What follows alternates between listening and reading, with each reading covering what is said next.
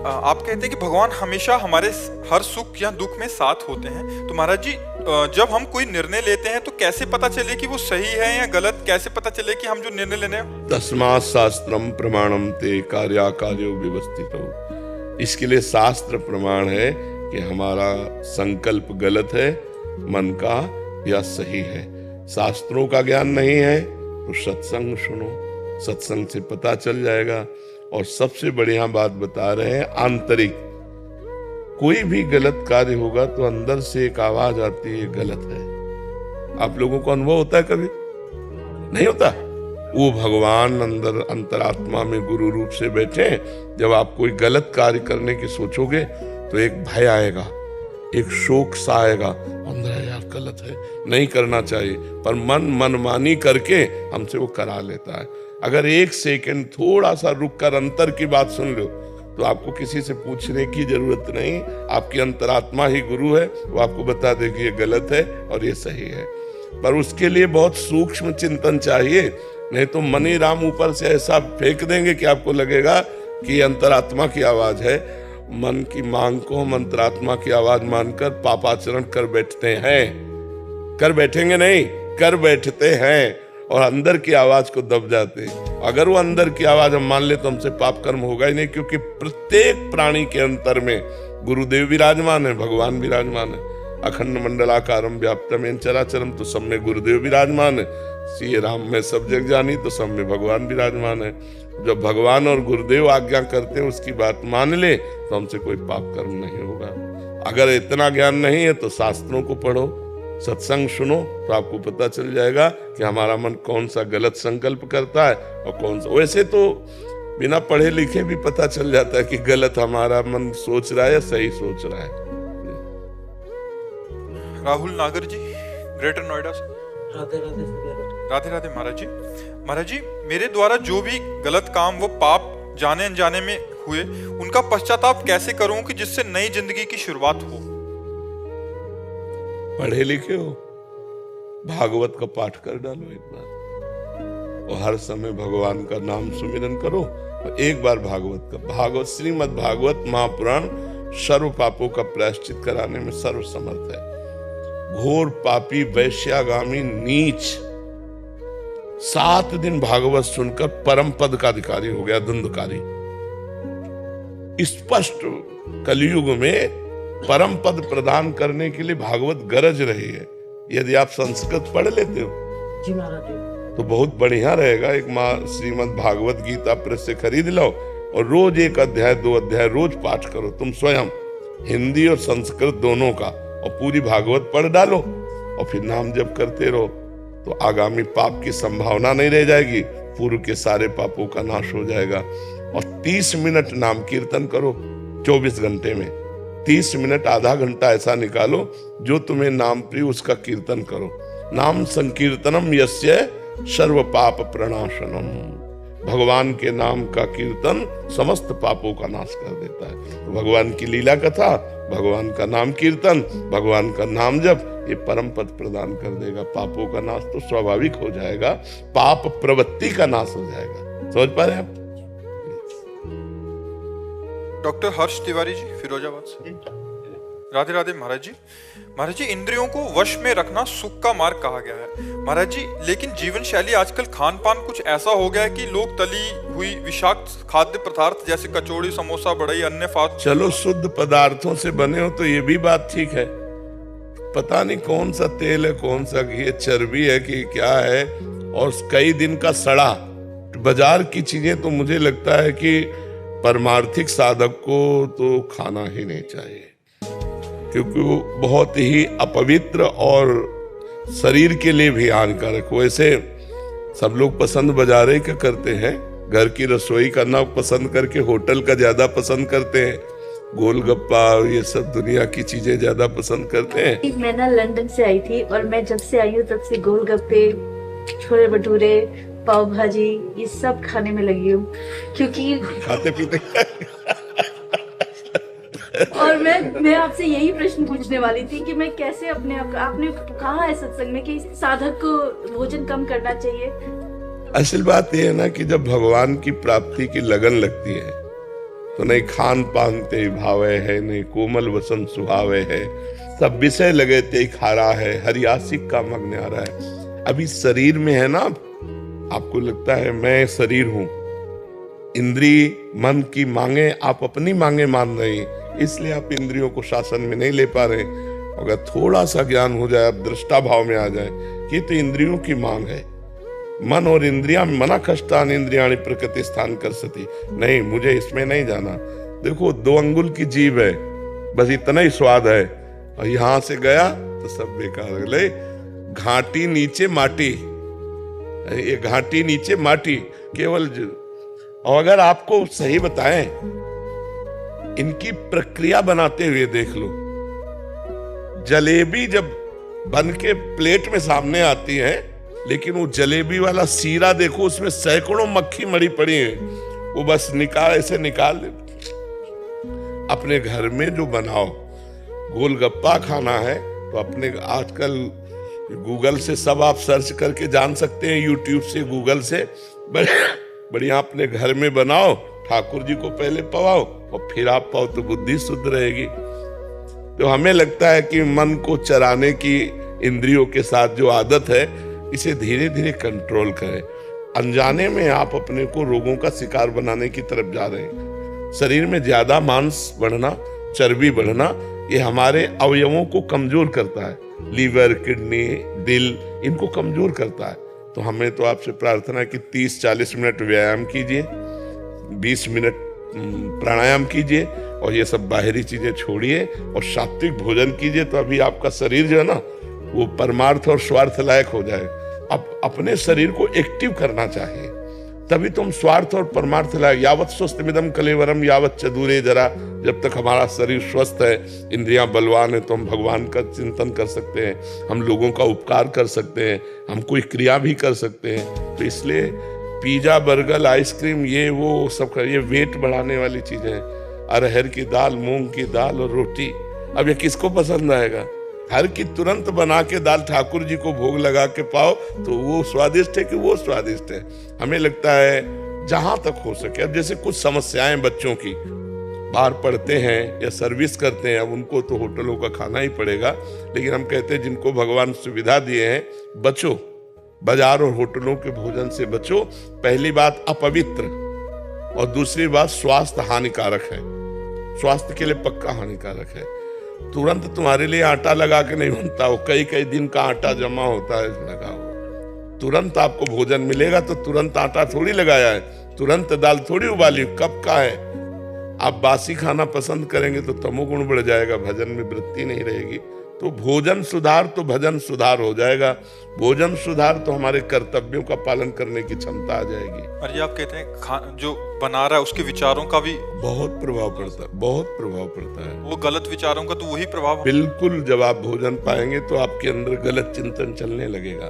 देखो जैसे कुआं है ना, कुआं का जल हमारे लिए जो पौष्टिक परमाणु चाहिए, जीवाणु चाहिए, वो मिलते थे। कुआं का पानी अब तो गया कुआं। देखो कलयुग का कैसा प्रभाव। मटके में पानी डाल दो तो वो भी शुद्ध हो जाता है। हाँ शुद्ध हो जाता है, क्योंकि रज में ऐसी क्षमता। जल का दोहन भी बहुत लोग कर रहे हैं, बर्बाद कर रहे हैं। तो इसके लिए लताएं कटने के कारण जो वर्षा का अधिक हमको चाहिए पानी, वो नहीं मिल पा रहा है। अगर लताएं हमारे, वृक्ष लगे ना, वृक्षारोपण हो, तो कार्बन डाइऑक्साइड नष्ट हो, ऑक्सीजन हमको अधिक से अधिक मिले, और उससे वायुमंडल भी शुद्ध होता है और बादल भी बनते हैं, जिससे वर्षा होती है। जहां वृक्ष अधिक होंगे वहां वर्षा अधिक होगी। जैसे कई ऐसे वृक्ष वाले स्थान हैं जहां बहुत अधिक वर्षा होती है, और अब वृक्ष लोग काट डाले। पहले तो कलयुग का प्रभाव, जो आम के बड़े बड़े पेड़ होते थे, वो सब बड़े बड़े पेड़ तो सूख गए, और ये वर्ण संकर आम चले। इतना बड़ा पौधा, इतने इतने बड़े आम लगे, नहीं चले। अब ऐसे वर्ण संकर चले, जैसे विशाल वट वृक्ष है, विशाल पीपल का वृक्ष है, आम का वृक्ष है, नीम का वृक्ष है। ये हमारे प्रकृति के लिए बहुत आवश्यक है। भूत कौन है? न नाम जपना, न भजन करना, जो मांस खाते हैं, शराब पीते हैं, बेविचार करते हैं, भूत कहते हैं हमारे सजाती है, हम इनसे मिलेंगे। नाम जपक के ऊपर कोई आक्रमण कर सके ऐसा। तो ये इसलिए कह रहे हैं कि कभी ऐसा एक प्रश्न आया था कि मान लो हमारे ऊपर कोई विपत्ति आवे, कोई संकट आवे, तो जैसे कहते हैं ना कि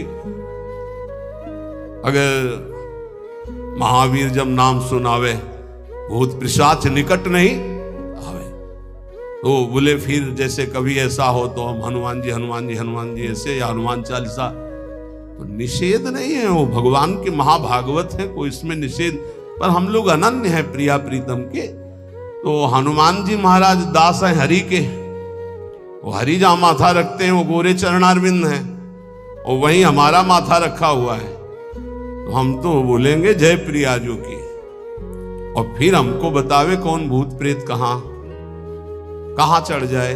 या किसी को लगता हो कि राधा नाम जापक के ऊपर भूत चढ़ा सकते हैं तो भिजवाना हमारे पास, राधा वल्लभ कुंज कुटीर में भिजवा देना, यही भूत लगा दे, उसको भी श्री जी की सहचरी बना देंगे। हाँ, डरना नहीं, डरना नहीं। श्री जी के जन होकर कभी ऐसी बात मत कर लेना जिससे हमारी श्री जी से तुम्हें दूरी बनानी पड़े। एक बात हम ये बहुत सावधानी कह रहे हैं, किसी ने तुम्हें बता दिया कि तुम्हारे ऊपर शनिचर चढ़ा हुआ है, तो हरिवंश महाप्रभु का पद पढ़ लेना स्फुटवाणी में, जो पे कृष्ण चरण मन अर्पित तो करिहा का नवग्रह रंग। तेल चढ़ाने मत जाना। बोले अरे शनिचर के श्रद्धाल, अगर तुम तेल चढ़ाने गए तो शनिचर चढ़ जाएगा तुम्हारे ऊपर पक्का, क्योंकि तुम विमुख हो रहे हो अपने इष्ट से, और अगर इष्ट निष्ठा में रहे तो शनिचर तुम्हें प्रणाम करेगा और कहेगा 7.5 ही नहीं, हम अगर 14 में भी पहुंच जाएंगे तो तुम्हारा बाल बाकाले करेंगे, क्योंकि तुम प्रियालाल के शरणागत हो। और अगर भगवान के चरणों में मन नहीं लगा तो तुम कुछ कर लो, तुम्हारा अहित और अमंगल ही होगा। पक्का विश्वास रखो हमारी इस बात पर, कहीं कुछ कर मत लेना, नहीं तो अनन्यता में फर्क पड़ जाएगा। एक बार रनवारी के महात्मा विचार किए कि द्वारिकापुरी दर्शन करने जा रहे हैं, तो श्री जी ने स्वप्न में कहा कि मत जाना, तुम हमारी दासी हो, वहां मत जाना। और उठे और विचार किया कि स्वप्न ही तो था, चले गए। वहां छाप लगती तप्त मुद्रा की, शंख चक्र आदि की, तो वैष्णव प्रायः सौभाग्य होता है, लेकिन हमारा सौभाग्य नहीं होगा, हम प्रियादासी हैं।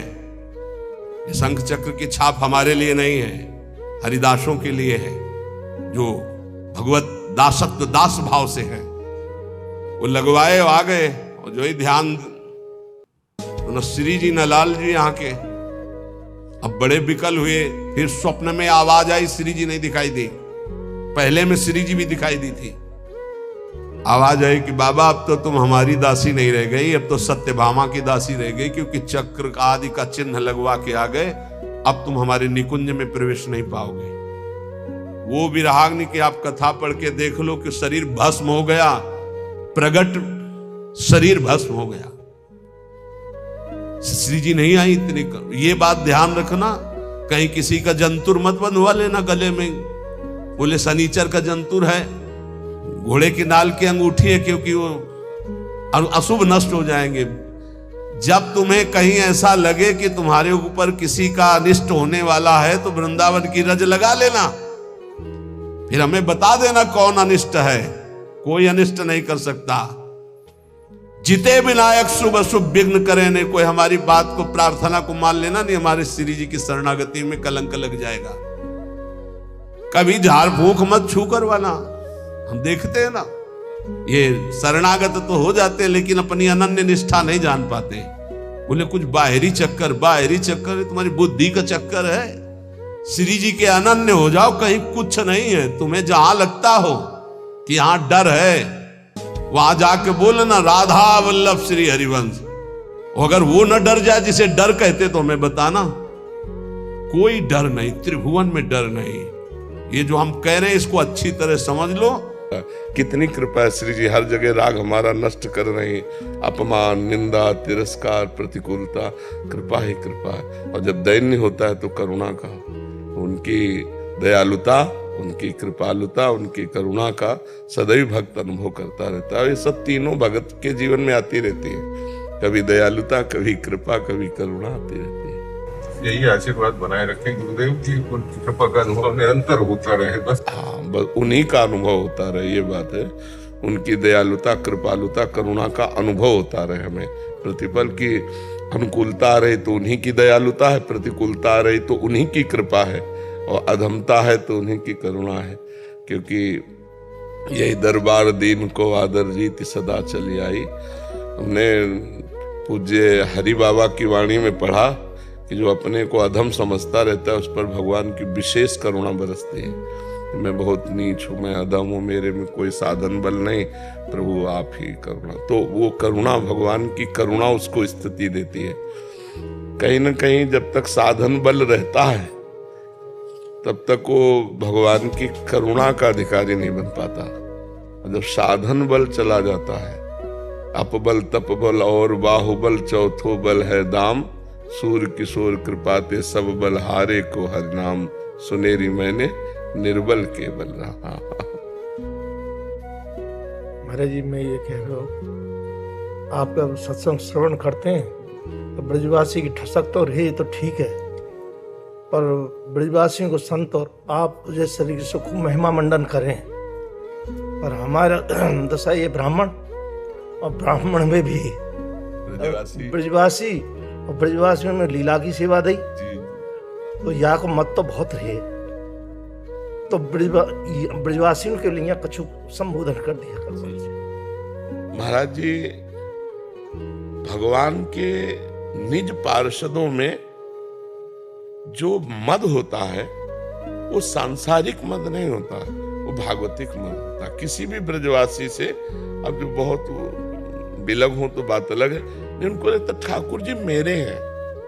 ठाकुर जी से जो अपनेपन का मद होता है ये बना रहना चाहिए, ये त्याज्य नहीं है। प्रयास में महाराज जी अहंकार जब है, निंदा जो बनती है ना, हाँ, ये नहीं होना चाहिए, ये नहीं होना चाहिए। तो बीच बीच में हमारे सत्संग में ब्रजवासियों में ये प्राय दोष आ रहा है हम लोगों में, कि निंदा को जो है ना, ये थोड़ा तो हाँ। अब ये क्या होता है, लोग धरातल पे होता है। जैसे मानो किसी का यश बढ़ रहा है और हमारी स्थिति उस यश को पचाने की नहीं है, तो उसके दो ही स्वरूप आ जाएंगे, फिर निंदा होने लगेगा संत के प्रति या कोई किसी के भी प्रति। ये अवहेलना है यार, ये अवहेलना हो जाती है। हाँ, तो इससे क्या होता है कि फिर ये तो समझना पड़ेगा कि ब्रजवासी होके भी दुर्गति हो जाएगी।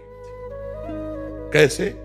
जय विजय जहां विराजमान है भगवत धाम वैकुंठ में, वहां से वापस लौटने का सिद्धांत नहीं है। यद गत्वा न निवर्तन्ते तद्धाम परमम मम, जहां जाने के बाद पुनः वापस नहीं आना होता। लेकिन संत अवज्ञा कर दी, छड़ी लगा दी, सनक सनंदन को रोक दिया, तो फिर 3 जन्म के लिए असुर भाव, भगवान का विरोधी भाव लेकर उनको जन्मना पड़ा। यद्यप करुणा में भगवान उनके लिए 4 बार जन्मे, उनको तो 3 बार जन्म लेना पड़ा। रावण, कुंभकर्ण, हिरणाक्ष, हिरण्यकश्यप, शिशुपाल, दंतवक्र। भगवान को श्री राम के रूप में रावण कुंभकर्ण का उद्धार, और हिरणाक्ष को भगवान ने वाराह रूप से मारा, और हिरण्यकश्यप को नरसिंह रूप से मारा। 3 हो गए, और शिशुपाल दंतवक्र को कृष्ण रूप से मारा। अगर उनको 3 बार आना पड़ा तो भगवान 4 अवतार धारण किए, तो आना पड़ा। जय विजय से बढ़कर कोई पार्षद नहीं भगवान का। निजी पार्षद संत अवज्ञा के कारण उन भगवान टाल नहीं सके, उनको 3 जन्म के लिए असुर योनि में आना पड़ा। तो हम उस अभिमान को वंदना करते हैं कि मेरो लाला, मेरो ठाकुर, मेरे प्रिया प्रीतम। तो फिर प्रिया प्रीतम के जन प्रिया प्रीतम से बढ़कर प्यारे लगेंगे। ब्रजवासियों को संतजन प्राण प्रिय है और संतों को ब्रजवासी प्राण प्रिय है। इतना भी अंतर संतों के हृदय में ब्रजवासियों के प्रति नहीं। रोज सत्संग में पहले होता है कि यमुना रसरानी रजरानी समस्त ब्रजवासी परिकर के चरणों में कोटिशा प्रणाम, कोटिशा नमन नमस्कार, क्योंकि ये ब्रजवासी भगवान के जन है। अब वो अपने स्वरूप को भूलकर अगर राग द्वेष की वार्ता या राग द्वेष की चेष्टा, तो फिर पतन हो जाएगा। यही होगा, यही वृंदावन में बनना पड़ेगा। निज जन तो बाहर जाएगा नहीं, मान लो ब्रजवासी तो बाहर तो जाएगा नहीं। तो हम लोगों को चाहिए कि श्री प्रियालाल जी ने इतना बढ़िया मानव जीवन दिया है, तो सब में भगवान है और भगवान के अनुसार सब चल रहे हैं। देखो, हमारी मति बहुत छोटी है और भगवान का विधान बहुत बड़ा है। वो जब जैसा चाहते हैं वैसा करवा लेते हैं। जिस जीव से प्रभु आज्ञा जेहि का जस आई, सो ते भांति रहे सुख लाई। अब जैसे भगवान को आपसे तमोगुणी लीला करानी है, आपको तमोगुणी बन के रहना पड़ेगा। आपको रजोगुणी तो रजोगुणी रहे, आपको सतोगुणी तो सतोगुणी, और आपको त्रिगुणातीत तो त्रिगुणातीत, क्योंकि सब त्रिगुणातीत नहीं होंगे। नाटक मंच पर एक जोकर भी होना चाहिए, तो एक राजा रानी भी होने चाहिए, तो एक साधु महात्मा भी होना चाहिए। ये भगवान का संसार का नाटक मंच है। तो जो नाटक देखने वाला है उसको तो लगेगा कि ये थोड़ा बुरा आदमी है, लेकिन डायरेक्टर जानता बुरा नहीं है, बुराई का रोल कर रहा है। मैंने इसे बुराई का रोल दिया है, मैंने इसे राजा का रोल दिया है, मैंने इसे साधु का रोल दिया है, और सब अर्थ के लिए रोल कर रहे हैं। तो ऐसे भगवान की माया से सतोगुण रजोगुण तमोगुण, हम किसी की निंदा न करें, हम किसी की अवहेलना न करें, हम अपना काम बना लें। बहुत जन्मों की तपस्या के बाद ब्रज में जन्म मिला, रजरानी का सेवन हुआ, तो किसी की निंदा न करें, क्योंकि निंदा करने से कुछ हाथ लगता नहीं, अपने सुकृत नष्ट होकर गति बिगड़ जाती है। पर निंदा के कीते आवत नहीं कछुआत, मूर्ख पर्वत पाप को ले चल अपने साथ। और यह कीर्ति जब बढ़ती है किसी की भी, तो अगर सैकड़ों नमन करने वाले होते हैं तो 10-20 तो निंदा करने वाले होते ही हैं, क्योंकि वो भी आदर करते हैं उस यश कीर्ति का। पर वो आदर उनका तमोगुण प्रधान होने के कारण द्वेष में बदल जाता है। अगर राग न हो तो द्वेष हो ही नहीं सकता। तो वो भी कहीं ना कहीं आदर करते हैं, पर उसका आदर का स्वरूप वो सहन न करने के कारण वो द्वेषात्मक कर बैठते हैं। तो किसी की भी निंदा नहीं करनी चाहिए। ब्रजवासी भगवान के स्वरूप हैं और संत भगवान निज जन है। तस्मित तज्जने भेदा भावान, भगवान और भगवान के जनों में अभेद दृष्टि रहती है। अभी महाराज जी, आप परसों ही एकांतिक वार्ता में साधक का दिनचर्या के विषय में चर्चा हो रही थी। हम जो देख रहे हैं राधा केल कुंज का 40 वर्ष पुरानी स्मृति वापस आ रही है महाराज जी। पूज्य वेणु कुंज वाली महाराज जी, पूज्य वेणु यही दिनचर्या महाराज जी। ऐसे ही 2 बजे सब को लगा दे, और सत्संग जब सूर्योदय हो तो सत्संग का विश्राम हो जाता। जी हाँ, वही हम तो नजर न लग जाए कि राधा केलकुंज को किसी कि हम जैसे लोगों की। और ऐसा वातावरण, दिव्य वातावरण आज देखने को पाया। 1 मिनट का टाइम किसी साधक को नहीं, 24 घंटे में 1 मिनट। और महाराज सब इतने विनम्र, और हम तो पूज्य बाबा की इसकी कहेंगे, हम प्रश्नकर्ता इतने सुंदर प्रश्न नहीं दे सकते जी। आप जितना सुंदर प्रश्न करते हैं जी। और बड़ी गहराई से, हम प्रश्नकर्ता इतना सुंदर प्रश्न नहीं कर पाएंगे। और उसका समाधान जब यहाँ से होता है तो उसके लिए तो मैं महाराज जी क्या कहूँ। और ये सब पूज्य भाई जी और पूज्य बाबा की कृपा से है, जो उनकी जूठन मिली है पूज्य महापुरुषों की, वही हम बांट रहे हैं। और सतत महापुरुषों की कृपा से हमारे जन समुदाय को लाभ प्राप्त हो रहा है, लाखों करोड़ों लोग। तो इसलिए हमें लगता है कि तो ये है कि सुबह नियम अपना रहता है। तो गुरुदेव ने ये कहा कि लाख काम छोड़ के पर अपना जो नियम है, तो वो 8 बजे तक प्राय वो होता है। तो मैं महाराज जी को एक तो प्राकट उत्सव की महाराज जी अग्रिम बधाई कि हमारी आयु लग जाए महाराज जी, आप विराजे रहें, ऐसे विराजे रहें जिससे हम जैसे लोगों को कल्याण होता है। बालकृष्ण जी, महाराज जी आपके चरणों में कोटि कोटि प्रणाम। महाराज जी, भगवत गीता में एक श्लोक आता है, उसका अर्थार्थ है, जो मनुष्य कर्म में अकर्म देखता है और जो अकर्म में कर्म देखता है वो मनुष्यों में बुद्धिमान है, वो योगी समस्त कर्मों को करने वाला है। महाराज जी, इसका आशय क्या है? प्रकृति में हर समय क्रिया होती रहती है। जो अकर्म में कर्म देखता है, मानो आप बैठे हैं, कुछ नहीं कर रहे हैं, लेकिन कर्म हो रहा है।